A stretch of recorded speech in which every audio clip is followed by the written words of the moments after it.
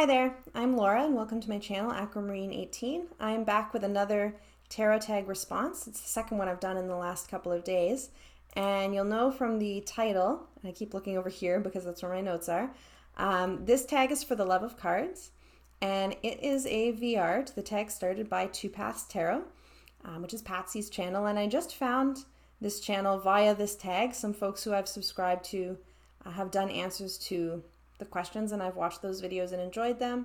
I think that it's a really great tag because it really gives interesting insights into people's kind of style, like tarot personality or tarot style, right, in terms of their practice and their preferences. That's always interesting, and it's a good way to get to know folks, like finding new channels.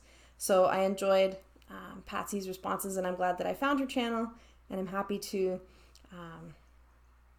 be another contributor to the tag. So there's 10 questions, and I have kind of thought about answers to some of the questions and pulled a few decks to show, but haven't thought so much about other answers. So we'll see how this goes. Sometimes I always think these tags are going to be really quick, and then they never end up being very quick. So we'll see. 10 questions. Here's the first question. What was your first deck? So I actually have a video about this that I made, I guess, a couple of months ago now. Called First Deck the Redux or something like this, and I'll link that video below. I for a long time didn't know what my first deck was because I had it when I was very young, like preteen, early teens, and then it kind of ended up in a closet somewhere and I never saw it for a long time. And then when I got back interested in tarot, I got a Rider-Waite-Smith deck and went from there. But I actually found my first deck, and my first deck I learned from some online sleuthing was the Jonathan D. Tarot pack. This is the backs.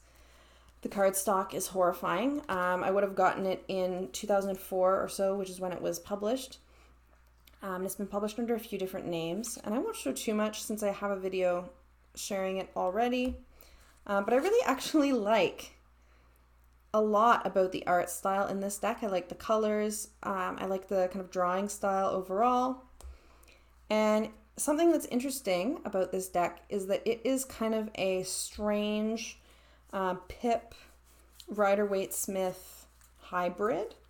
So the minors are color-coded in this deck.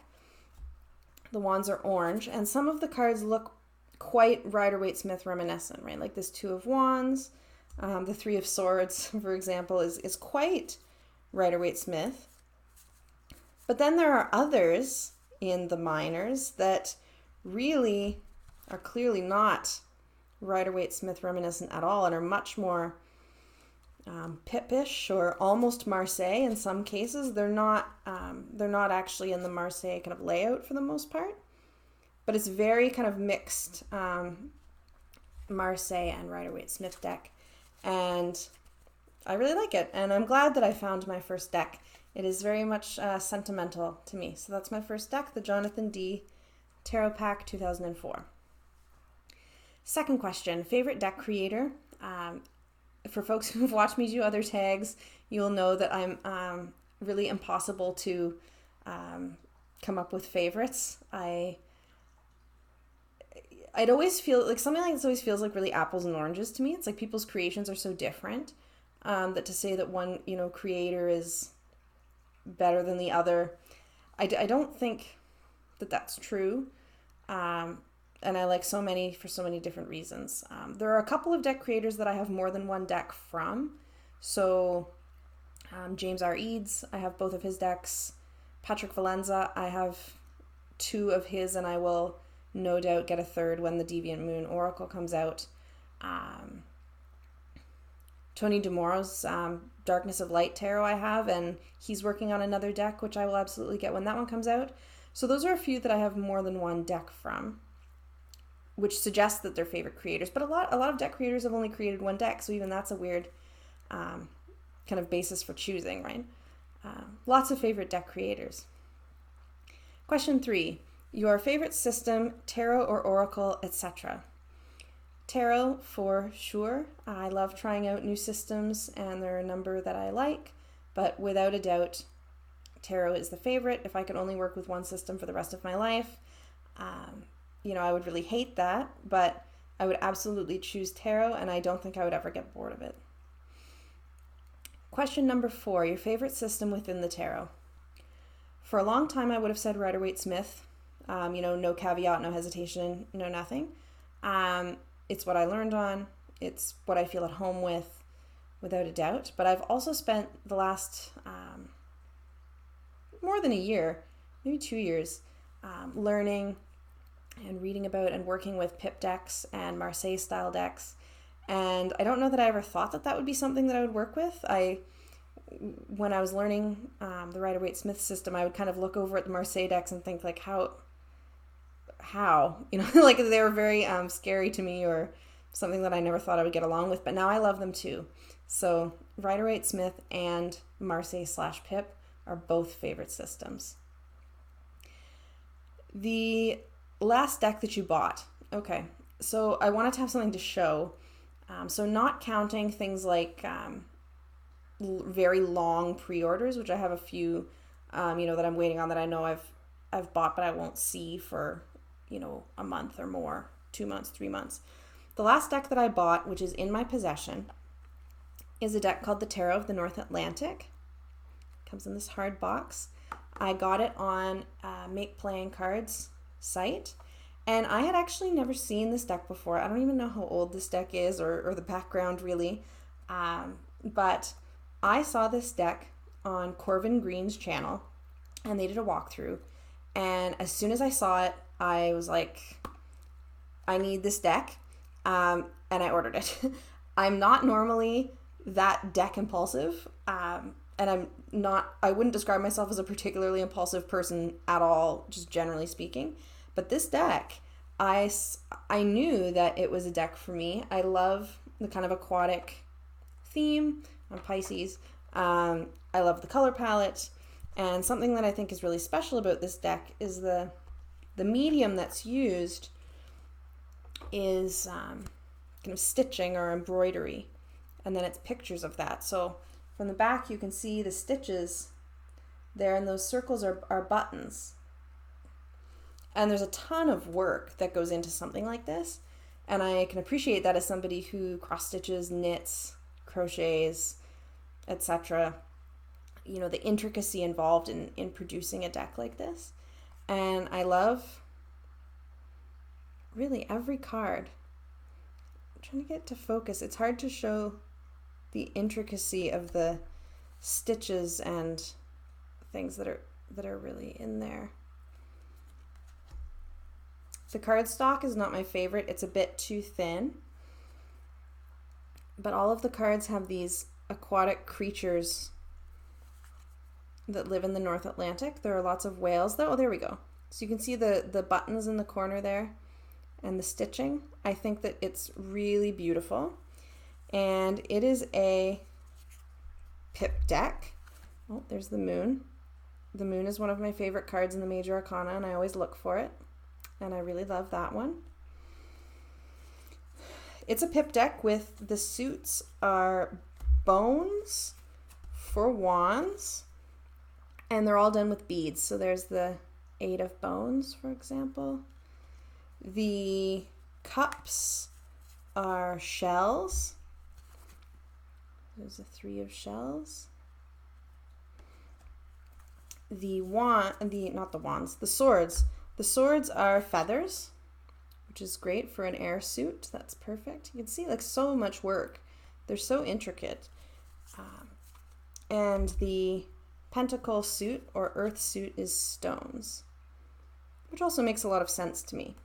So that's the last deck that I bought, Tarot of the North Atlantic. And I'm really happy that Corvin showed it on their channel, because otherwise I probably never would have seen it. Number 6, favorite deck right now. I'm not good at favorites. So I don't want to say that this is my favorite deck right now, but I will say a couple of months ago, I ordered a deck that had been on my wish list for a very long time. It's actually an Oracle deck, which is the Saltwater Reading Cards by Laura Bowen. And that Oracle deck, and it's a mass market deck. It's been out for quite a while. Also an aquatic theme, coincidentally. looking at saltwater sea life, particularly that is found around the region of Australia, which is where Laura Bowen, the creator who painted and wrote the book, lives. And that deck, I knew that I would like it. I knew that I thought the artwork was beautiful. I knew that it felt summery and light, and that it would be an oracle deck that I would really enjoy working with. But the book is so good, and my readings with it have been so just great. So in terms of answering the question of my favorite deck right now, I will say that the saltwater reading cards are just kind of blowing my socks off the most. So that's what I'll say for that question. Where am I? Oh, number 7. Favorite deck of all time. I just can't pick. I can't. I did recently do the top 5 tarot decks you can't live without and top 5 oracle decks you can't live without, which I'll link those below too. And even answering those, I couldn't do them in any sort of order or kind of rank them and say, well, this is my favorite more than that one, or I'd rather live without this one than that one. It's apples and oranges. Like, they're so different. So I can't have a favorite deck of all time. I just can't do it. I feel like some of the other decks in my collection would be like offended or something. I don't know. Or that I would just second guess my answer the second I said it. So I don't know. I'm cheating on the tag. Sorry. Number 8, what deck would you love to own? There are a couple of out of print decks that I would love to own. So that's why I don't own them right now. Idiosyncra deck, which I know other people have said, which is apparently never getting printed again. That I know I will probably never own, but there's that one. I'm really kicking myself for missing the Slow Holler Tarot. There were things that I didn't quite love about it when it came out, particularly the fact that I thought it being a collaborative deck, being inconsistent between the cards, might not work for me. But now I'm really, really like, oh, I would love to own the Slow Holler Tarot. I would love to own the Delta Enduring Tarot, which somehow completely like passed me by. I just think the artwork is beautiful, but I didn't really see it until it had sold out. And in terms of in-print decks that are on my wish list that I feel like are more likely to join my collection, deck that I would love to own, I would love to own the Many Queens Tarot, which is black and white deck. I really like the Many Queens Tarot because it has a lot of body diversity in it and diverse gender expressions in it. And it is like full of folks with all kind of body hair, which I love, and I don't get to see enough in tarot or in general. So yeah, Many Queens Tarot for sure. I also would love to own... I would love to own the Davis of Creation Oracle. I don't have that. I would love to own that one. What else is on my list? I would love to own a botanical / plant themed deck, but I haven't found one that like 100% appeals to me yet. When I do, like, it's a gap in my collection that I would like to fill, but I'm not sure what that deck is going to be. Yeah, that's enough. There's always decks that I would love to own, but I will say, like, even though I just named so many of them, I'm not really looking to rapidly grow my collection. It's not a huge collection, and I'm quite happy with it. And I do have a few decks on pre-order that were like Kickstarters and things, so I'm really excited for those ones as well. Number 9, a deck that you have but struggle with. The deck that I picked to show for the deck that I have but struggle with is Our Tarot by Sarah Shipman. And this deck, I believe, has been picked up for publication, so there will be a mass market version, but I have the independently published one. And it's a deck, here's the back.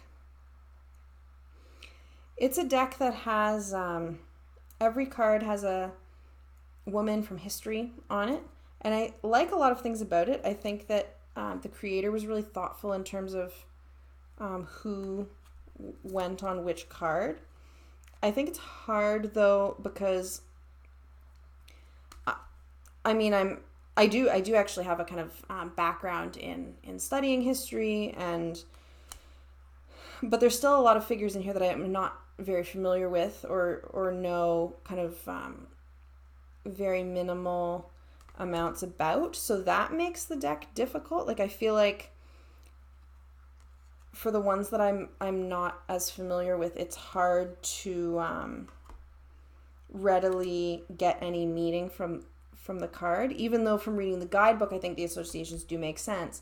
They don't come to me unless it's one of the ones that I really know well. One of the reasons I bought this deck is because one of my favorite authors of all time, Octavia Butler, is in there as the Three of Pentacles, and that just made me so happy.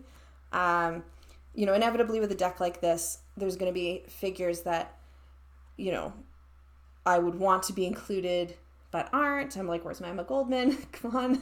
And others that, I'm less interested in or whatever. I find the deck really British monarchy heavy, or like European monarchy heavy. But I'm sure that just, that reflects the creator's interests and knowledge, and that's totally fine, not a criticism. But I really struggle with getting meaning from the cards that I'm not as familiar with the person on the card. I also will say that this is the only deck in my entire collection that is a kind of photorealistic collage deck. And I feel like I know now that is not a style that really works that well for me. I haven't bought any others. I appreciate the work in them, and it's not that I don't find them attractive or anything like that. I just it's not an art style that I'm super drawn to. So I struggle with this deck for that reason as well. Number 10, if you could have a deck tailor-made for you, what would it be, or what would it look like? Okay. Technical specifications: matte, thick cardstock, matte edging, in a color, probably a jewel tone, because those are my favorite colors, like dark blue, dark purple, dark green, gray, and black. And that's probably the kind of feel that I would want, those kind of colors throughout the deck. And I would want it to be nature-based and have some strong elemental and seasonal associations for the suits, for sure. Nature-based. Painting probably as an art style, though maybe some kind of mixed media something. And then beyond that, I would say I would let whatever artist was making this deck for me have their their artistic freedom. I would describe myself as musical, but visual arts is not a thing that I have any capability whatsoever. Like, if I draw a stick person, that's bad. So I don't think that I would want to have too strong of a hand in terms of kind of art directing a tarot deck for myself. No. I appreciate others' artwork so much, but myself, I struggle. So there's some color schemes and theme and things like that I would like, and cardstock and so on. But I would let an artist, see where those very slight nudges took them if I was having a deck made for me. So that's all the questions for the tag. What are we doing? For the Love of Cards by Patsy at Two Paths Tarot. So thank you, Patsy, for starting this tag. It's been a lot of fun. I've really enjoyed other folks' responses and seeing other folks' favorite decks and systems, and what they're into, and I was happy to share mine. Thanks for watching, and have a great day. Bye.